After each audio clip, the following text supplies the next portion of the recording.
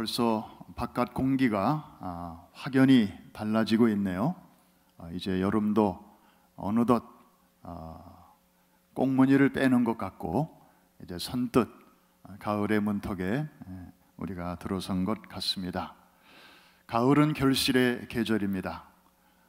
그리스도 밖에 있는 분들은 한 해 한 해 늙어가지만 그리스도 안에 있는 분들은 한 해 한 해 익어갑니다. 우리 옆에 계신 분에게, 한번 좌우에 계신 분들에게 이렇게 인사하십시다. 잘 익어가십니다.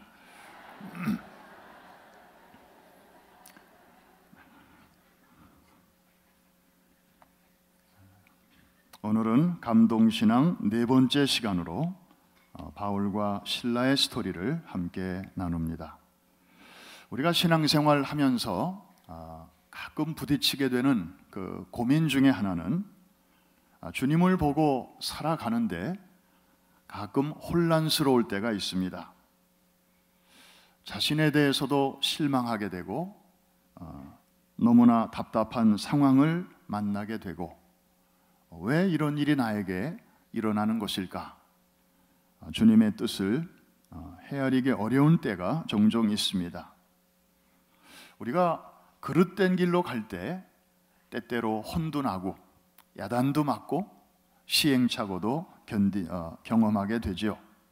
그런데 분명히 내가 주님이 기뻐하시는 그 길을 지금 가고 있는데, 주님이 원하시는 그 일을 나름대로 열심히 하고 있는데 돌아오는 것은 달콤한 찬사가 아니라 오히려 엉뚱한 오해와 그리고 쓰디쓴 고통뿐이라면, 그럴 때 여러분의 마음은 얼마나 혼란스러우시겠습니까?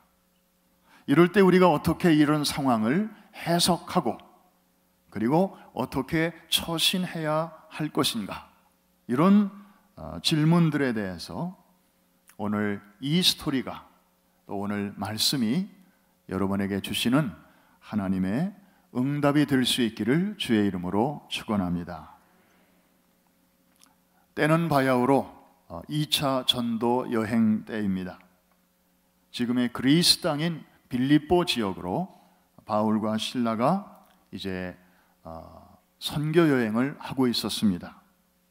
복음을 전하다가 그만 감옥에 갇힙니다. 잘못이라고는 그 도시에 악신에 걸려서 그 악령의 도움으로 점을 쳐주는 그 가련한 여인을, 이제 귀신을 쫓아내 준 것밖에는 없었습니다. 사실 이것은 그 여인에게는 수지 맞는 일이었습니다. 불행 끝 행복 시작이죠. 묶여있던 인생이 그리스도 예수 안에서 복음의 능력으로 이제 풀리게 되었고, 그리고 이제 자유로운 삶을 살아가게 되었기 때문이죠. 그런데 이것을 아주 불행으로 여기는 사람들이 있었습니다. 이 점치는 여자를 이용해서 재미를 보다가 짭짤한 부수입이 끊긴 사람들, 이런 사람들에게는 오히려 이 사건이 불행의 시작이었습니다. 그래서 자기들이 가진 그 공권력을 동원해서 최대한으로 바울과 실라에게 이제 어려움을 줍니다. 성경에 보니까 매를 엄청 맞았다고 했습니다. 아마 바울이 성경 다른 곳에서 자기가 복음을 전하다가 매를 많이 맞았는데 40에서 하나 감한 매도 여러 번 맞았다, 그런 말을 한 적이 있었죠. 그러니까 40에서 하나 감한 매면 몇 대를 맞았다는 것입니까? 학교 다니실 때 산수 잘 하셨겠습니다. 이 39대를 그냥, 이게 로마의 체벌 중에 하나였어요. 아마 이번에 그런 매를 맞은 게 아닌가 싶어요. 정신을 잃을 정도로 두 사람이 그렇게 매를 맞고, 정신을 차려보니까 캄캄한 감옥이었습니다.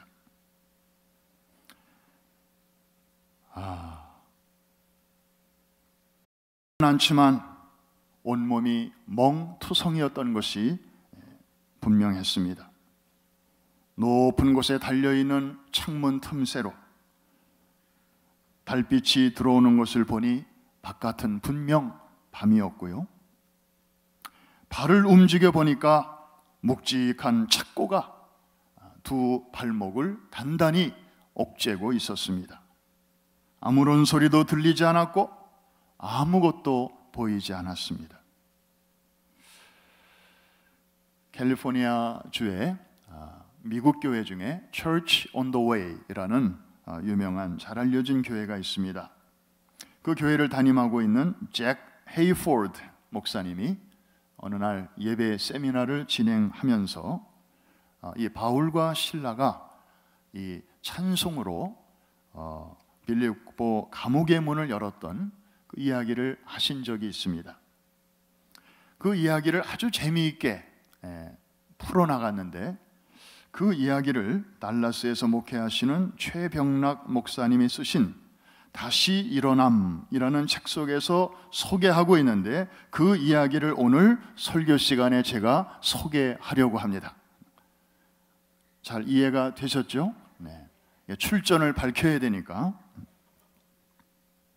자, 두 사람이 지금 이제 캄캄한 감옥, 아까 영어 성경에 보니까 inner cell이라고 그렇게 표현이 됐던데 이 바깥에 감옥이 있고 안쪽에 감옥이 있었나 봅니다.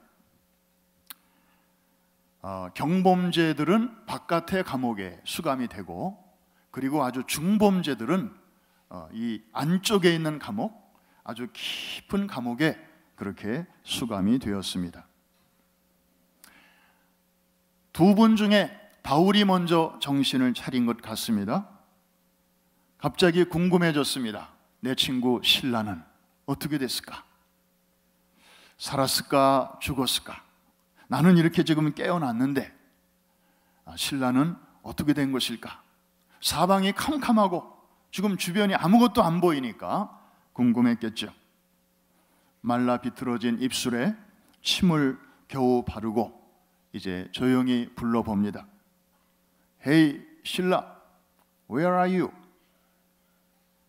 자네 어디 있나? 그때 어두움 저편에서 반가운 목소리가 하나 들려옵니다. 바울, 자넨가? 자네 살아있었구만. 몸은 괜찮은가? 바울이 대답합니다. 괜찮냐고? 아파 죽을 지경이네. 내 몸이 말을 안 들어. 자네는 어떤가? 나도 성한 곳이 없어. 온몸이 멍든 것 같아. 이때 바울이 묻습니다. 그런데 실라, 한 가지 물어봄세. 자네 기분은 어떤가? How do you feel? 실라가 답변합니다. 자네 기분을 물었나? 잠시 침묵이 흐른 후에 실라가 이렇게 대답합니다. 기분이라? 기분? 날아갈 것 같아? 바울도 이 말을 듣는 순간 기다렸다는 듯이 대답합니다. 그렇지! 기분 되게 좋지! 주님 때문에 우리가 매도 다 맞아보고 이게 웬 횡재란 말인가? 내 기분이 지금 어떤 줄 자네 아는가? 나 지금 춤추고 싶네. 신라가 말합니다. 나도 그런데? 그럼 우리 춤이나 한번 실컷 춰볼까? 좋지? 두 사람은 목소리는 들리는데 모습은 아직 안 보여요. 너무 깊은 감옥이고 바깥은 캄캄한 밤이고. 그래서 두 사람은 목소리를 찾아서 이제 무거운 몸을 일으켜 서로 손을 내밀어 서로를 찾습니다.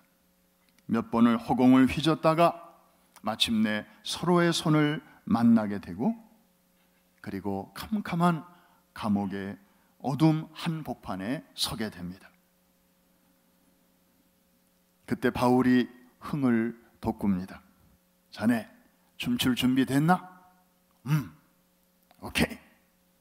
1, 2, 3 하면서 바울이 선창을 하는데, 우리 주의 성령이 내게 임하여 춤을 추며 찬양합니다. 우리 주의 성령이 내게 임하여 춤을 추며 찬양합니다. 아이고 힘들어. 춤을 추면서 주를 찬양합니다. 춤을 추면서 주를 찬양합니다.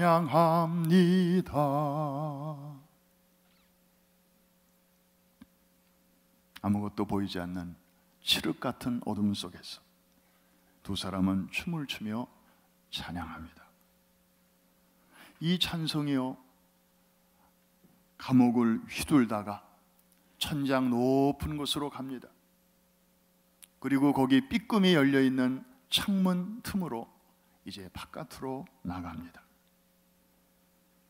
창문을 빠져나간 찬송은 빌립보의 밤하늘로 올라갑니다. 계속되는 찬송은 이제 그 빌립보 하늘을 지나 대기권을 벗어나 저 높고 높은 별을 넘어 주님 계신 천국까지 이르릅니다. 그리고 그 찬송은 마침내 하나님의 보좌에까지 이르르게 됩니다.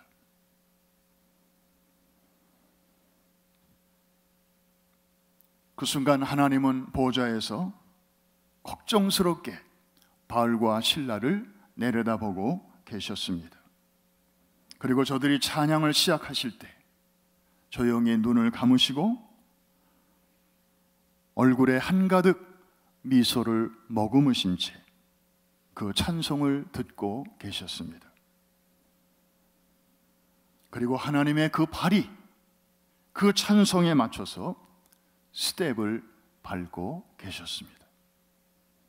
찬송 소리가 커질수록 하나님의 스텝 밟는 소리도 점점 커져가기 시작합니다.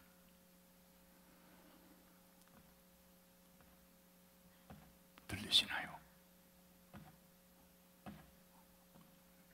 마침내 찬송이 클라이맥스에 이르렀을 때 하나님은 자기도 모르게 춤을 추시며 땅에 힘차게 스텝을 밟으셨습니다. 그러자 하나님 보좌 앞에 펼쳐있던 유리 바닥에 금이 갑니다. 갈라집니다. 그리고 그 울림이 또다시 저 높고 높은 별을 넘어 이제는 방향을 바꾸어 땅을 향하여 내려오기 시작합니다. 빌립보 하늘을 내려와서 그리고 바울과 실라가 갇혀있는 그 감옥의 창문 틈새로 들어와서 이제 감옥 문 앞에 쿵 하고 떨어져 내립니다.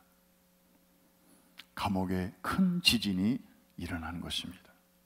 이것이 바로 찬송으로 옥문이 열린 이 본문의 이야기를 약간 이렇게 각색해서 재해석한 이야기입니다. 사랑하는 성도 여러분, 제가 설교를 시작하면서 여러분에게 이런 문제를 제기했습니다. 우리가 주님을 바라보면서 살아가는데도 혼란스러울 때가 종종 있지 않습니까? 이럴 때 우리가 어떻게 이런 상황을 해석해야 되고, 그리고 우리가 어떻게 처신을 해야 할 것인지 오늘 말씀을 통하여 주님의 대답을 듣기로 하십시다. 제가 그렇게 말씀을 드렸습니다. 여러분 혹시 이 스토리를 들으시면서 나름대로 그렇게 하면 되겠구나, 그렇게 하면, 그렇게 해야 정말 하나님의 뜻이 이루어지겠구나, 뭔가 마음에 해답이 오고 있는 것을 느끼고 계십니까? 오늘 메시지의 중심에 해답이 있습니다. 그것은 바로 한밤중의 노래였습니다. 어둠 속의 찬송이었습니다. 사람이 좀처럼 이해할 수 없는 고난과 혼란스러운 상황을 만났을 때 우리가 할 수 있는 가장 귀한 일은 하나님을 신뢰하고 그리고 주님께로 찬양하며 나아가는 것입니다. 아직도 혼란스럽지만 그 혼란의 한복판에서 올곧은 믿음을 가지고 하나님을 찬송하며 한 걸음씩 한 걸음씩 주님 앞으로 나아가는 것인데, 그 중심에는 하나님에 대한 순전한 신앙의 고백이 있어야 합니다. 무슨 고백일까요? 하나님이 하시는 일은 언제나 선하십니다. 하나님이 하시는 일은 언제나 옳으십니다. 그리고 모든 것을 합력하여 마침내 선한 결과를 이루어 주실 것입니다. 지금 내가 겪고 있는 이 일은, 이 경험은 그것을 만들어 가시는 하나의 재료요 과정임을 내가 믿습니다. 이 고백과 함께 더 나아가 하나님을 찬양하는 것입니다. 그럴 때 주님은 놀랍게도 그 상황 속에서 왜 하나님이 이러한 일을 우리에게 허락하셨는가를 이제 알게 해주시고, 그리고 그것을 잘 이기고 벗어날 수 있도록 또 힘을 주시고 지혜를 주실 것입니다. 할렐루야.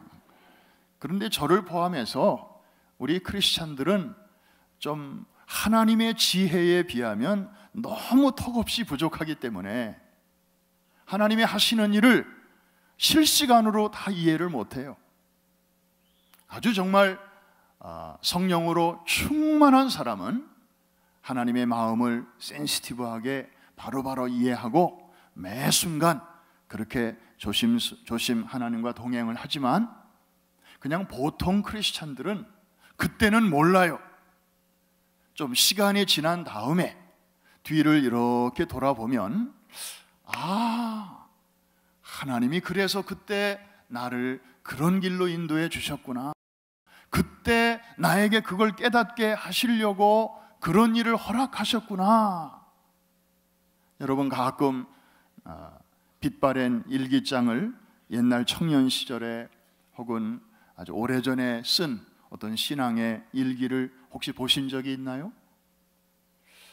그때는 퀘스천 투성이었는데 오랜 세월이 지난 다음에 읽어보면, 하나님이 이런 문제는 또 이렇게 해주셨구나, 더 이상 그게 아무런 문제도 아니었음을 우리는 알게 됩니다.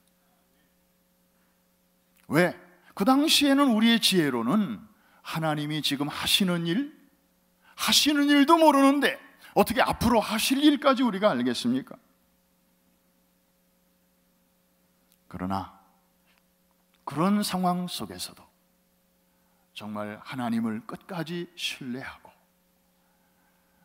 주님을 향하여 기도하는 것도 정말 대단한 일인데, 거기서 한 걸음 더 나아가 찬양을 하나님 앞에 올려드린다, 하나님을 감동케 하는 일인 줄로 믿습니다. 한번 같이 생각해 보십시다. 인생의 감옥에 갇힌 그 사람이 부르는 찬송은 아무리 작은 틈이라고 해도 기어이 그 사이를 비집고 하늘로 올라가 하나님의 보좌에 닿고야 말 것입니다. 어둠 속에서 다른 사람들은 같으면 다 신음소리 내고, 아이고 죽겠다, 아이고 사람 살려, 그런 이야기가 나와야 자연스럽고 당연한 그런 상황 속에서 오히려 하나님을 신명나게 찬송하는 사람을 어찌 하나님이 돌아보지 아니하시겠습니까? 그렇게 두들겨 맞고 감옥까지 왔으니 그냥 원망을 쏟아낼지라도 하나님이 그 원망을 다 듣고 계실 판인데, 이 두 사람은 그 한밤중에, 이게 어찌 시간적으로만 한밤중이겠습니까? 그 인생의 한밤중 아닙니까? 가장 깊은 바닥에 떨어지고 앞이 보이지 않고 내일도 보이지 않는, 옳은 일 하다가 선한 일 하다가 주의 일 하다가 이렇게 됐으면 나름대로 한탄도 나오고 Why me? 어째서 이런 일이, 나름대로 깊은 나락으로 떨어질 법도 한데, 이 두 사람은 원망이 아닌 찬송을 하나님 앞에 올리고 있으니 속으로 한 게 아니더라고요. 성경에 보니까 다른 죄수들도 듣더라 그랬습니다. 옆방 저 끝방에 있는 죄수들도 그 찬송 소리를 들었다 그랬습니다. 속으로 믿은 게 아니었어요. 혼자서의 기도와 찬송이 아니었어요. 당당하게 저들은 하나님 앞에 찬송을 올리고 있었는데, 어찌 이 옥문이 저들의 신앙을 묶어둘 수 있었겠습니까?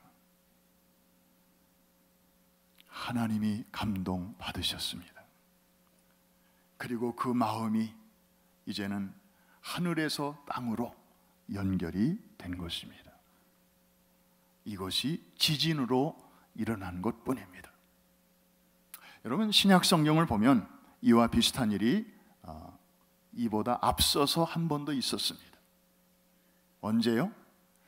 예수님이 십자가에서 운명하실 때 아무 죄도 없으신 분이 여러분의 죄를 대신 당신 안에 다 집어넣으시고, 그리고 하나님의 심판을, 버림을 우리를 대신하여 받으시는 그 순간,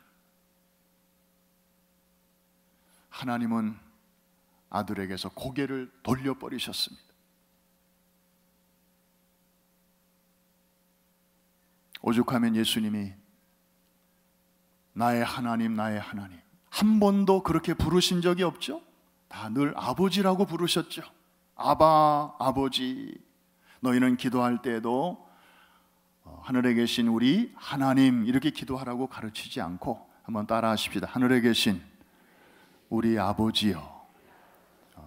당신도 그렇게 기도하셨고 우리에게도 아버지라고 부르도록 가르쳐 주신 분이 딱 한 번, 제가 알기로는 딱 한 번,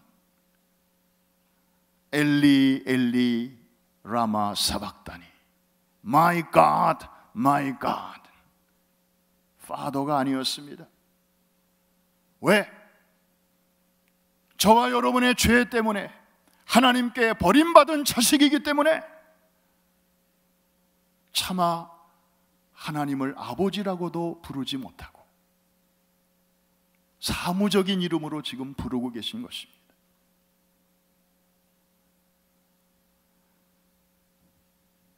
주님은 그 외마디 외침과 함께 결국 하나님의 심판을 받으셨죠. The Passion of the Christ라는 영화를 제작한 멜 깁슨은 그 영화에서 바로 이 순간 나름대로 독특한 방식으로 표현하고 있습니다. 바로 하늘에서 물방울 같은 게 하나가 툭 떨어지죠. 공기를 가르고 땅으로 팍 떨어집니다. 그리고 갈보리산 정상으로 떨어집니다. 그러면서 지진이 일어납니다. 그 물방울은 무엇일까요? 하나님의 눈물이었습니다. 아버지의 눈물이었습니다. 그 저리시는 아버지의 그 마음이 이제 땅으로까지 전달되니까 그것이 큰 earthquake로, 지진으로 그렇게 표현된 것뿐입니다. 사랑하는 성도 여러분, 한밤중에 올려진 찬송, 하나님의 마음을 감동시켰습니다. 그리고 상황을 변화시켰습니다. 묶인 것들이 다 풀어지는 기적이 바로 거기서부터 일어났습니다. 한 가족이 이 일로 인하여 구원받았습니다. 빌립보 성 안에 구원의 기쁜 소식이 널리 퍼지게 되었습니다. 무엇이 그 재료였습니까? 한밤중에 올려진 기도와 찬송이었습니다.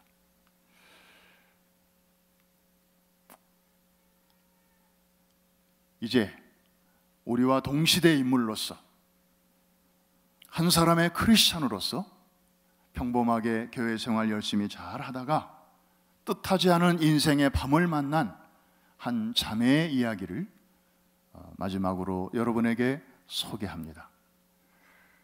정말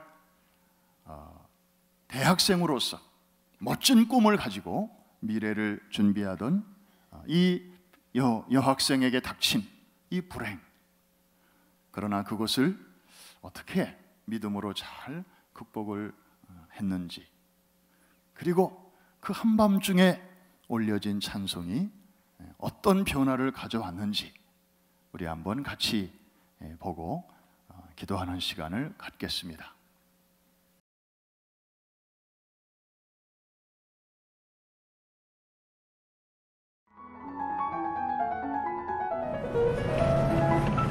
(2000년 7월 30일) 밤에 일어난 일이었습니다. 대학 4학년이었던 지선이는 학교로 데리러 온 오빠의 차를 타고 집으로 가고 있는 중이었습니다. 오빠, 내일은 친구도 만나야 되고 성가대 연습도 있고 할 게 너무 많다. 지선아, 너 시험시험해. 어디서 사고 났나 보네? 그러게. 지선아! 지선아! 지선아! 구급차를 불러주세요! 구급차! 구급차! 한 음주운전자가 낸 사고였습니다. 만취된 상태에서 운전하다가 지선이가 탄 차를 들이받은 것입니다. 다행히 오빠는 무사했지만 지선이는 온몸의 반 이상이 3도 화상을 입게 되었습니다. 처음엔 살 가망이 없어 보였습니다. 사고 후 7개월 동안 무려 11번의 대수술. 지선은 처음엔 딱지가 떨어지면 원래의 얼굴로 돌아갈 줄 알았습니다. 그러나 더 이상 곱던 예전의 얼굴은 찾을 수가 없었습니다.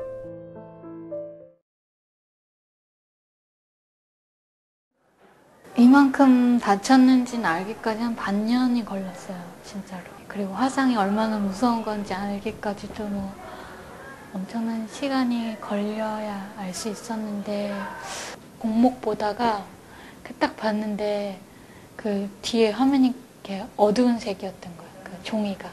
그래가지고 얼굴이 딱 비치는 거예요. 너무 놀라서. 근데 그때는 그냥 일단 너무 충격적이었고 막 아니야 막 잘못 봤어 막 이렇게 해서 잊어버리려고 막 했었고 그랬었죠.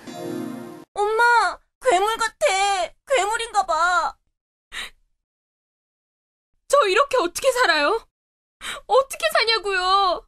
하나님 제발 저 좀 사람 만들어주세요. 제발. 사랑하는 딸아라고 부르셨어요.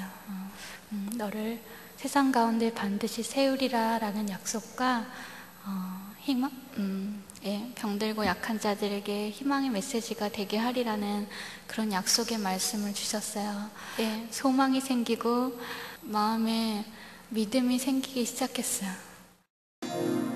보호자분, 양손 손가락 절단 동의서 쓰셨죠? 오른손만이 아니고요. 양쪽 손가락 8개를요. 지선아, 이를 어쩌니? 엄마, 울지 마. 엄마, 그래도 손가락 2개 남잖아. 그거라도 감사해야지. 그러니까 엄마 울지 마. 알았지? 제가 착해서 뭐 이것 잘라도 되고 저것 잘라도 되고 그게 아니잖아요. 제게 남겨주신 것들에 대한 감사를 할 수 있는 마음을 주셨어요. 이 손을 다 잃을 수도 있는 거고요. 이 팔을 다 잃을 수도 있는 건데 남겨진 손으로 하나님께서 정말로 기도대로 쓸 수 있는 손이 되게 해주셨어요. 처음에 엄지손가락이 이렇게 까딱할 때 너무너무 기뻐서 막 눈물이 나더라고요. 그 뒤로 이 손으로 세수하고 목욕할 수 있어서 감사하고, 저 글씨도 너무너무 잘 쓰거든요. 그래가지고 막 큰 서점에서 사인회 같은 것도 하러 다니고, 사인도 얼마나 멋있는지 몰라요. 사인도 하고 이 손으로 사진도 찍고, 못하는 게 없어요. 하나님께서 저 취미생활까지 다 할 수 있도록 만들어주셨고, 무엇보다 이 손이 부끄럽지 않은 마음을 주셨어요. 그래서 한 번도 이 손이 부끄럽다거나 숨기고 싶다거나 그런 마음이 없이요, 교회에서도 하나님께 이 손 들고 찬양하면 더 기뻐하실 것 같아서 높이 손 들고 찬양하고, 또 인사하고 악수하고, 사진 찍을 때마다 약간은 유치하지만 이렇게 V도 그리면서 승리이기 때문에 그렇게 사진도 찍고 그래요.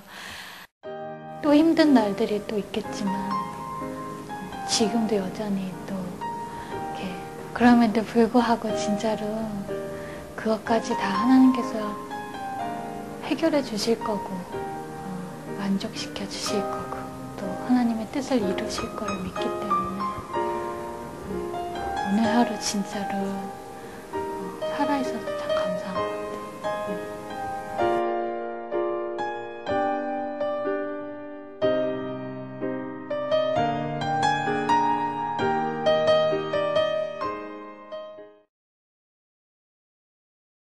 갑자기 닥친 불행, 누가 예상이나 했겠습니까?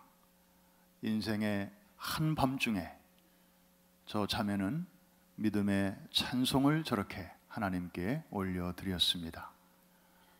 이 흉한 손으로 하나님을 찬양하면 하나님이 더 기쁘게 들으실 것 같아서 그것을 부끄러워하지 않고 오히려 찬미의 도구로 저렇게 믿음으로 내드렸을 때 하나님께서는 저 자매를 지금 이 시간에도 전 세계 곳곳으로 보내셔서 이렇게 뜻하지 않은 불행을 당한 많은 사람들에게 희망을 안기는, 그리고 하나님의 그 자비와 신실하심을 선파하는 그런 통로로 사용하고 계십니다. 사랑하는 성도 여러분, 오늘 이 바울과 실라 이야기는 닫힌 이야기가 아닙니다. 여러분을 향하여도 열려 있습니다. 바울과 실라의 스토리가 이제 우리 시대의 저 지선 자매에게로 이어졌다면 다음은 우리 차례가 아닌가요? 여러분은 저렇게 할 수 있습니까? 여러분은 저런 상황 속에서 인생의 나름대로의 이 미드나잇에서 무엇을 하나님 앞에 드리시겠습니까? 지금은 여러분은 낮일지 모릅니다. 그러나 우리에게도 언젠가 저런 밤이 찾아올 수도 있습니다. That can happen to anybody, anytime. 문제는 우리가 평안한 때에 잘 준비해야 된다고 하는 사실입니다. 한밤중에 찬양, 기적을 가져옵니다. 오늘 이 새 회기년도를 맞이해서 시대와 역사 앞에서 큰 사명을 띠고 또 새로운 한 해를 출항하는 이 배에 승선한 여러분들이요, 더 이상 어린아이의 자리에 머물지 말고 늘 전만을 먹는 그런 유아기적 신앙에 우리가 머물러 있지 말고 이제는 단단한 것까지라도 능히 씹어서 소화해낼 수 있는 믿음의 장부들이 되어야 할 줄로 믿습니다. 시시한 일에 우리의 마음을 빼앗기지 말고 사소한 일에 우리의 에너지를 쏟지 말고 그날의 오늘을 되돌아보아 후회할 것이 없는, 하나님 앞에 섰을 때에 부끄러울 것이 없는 그러한 선택을 바로 오늘 하실 수 있기를 주의 이름으로 축원합니다. 내가 너의 하나님이라 일컬음 받기를 내가 부끄러워하지 아니하노라. 주님으로부터 이런 칭찬을 받는 약속 있는 왕의 아들, 딸들 다 되시기를 주의 이름으로 축원합니다.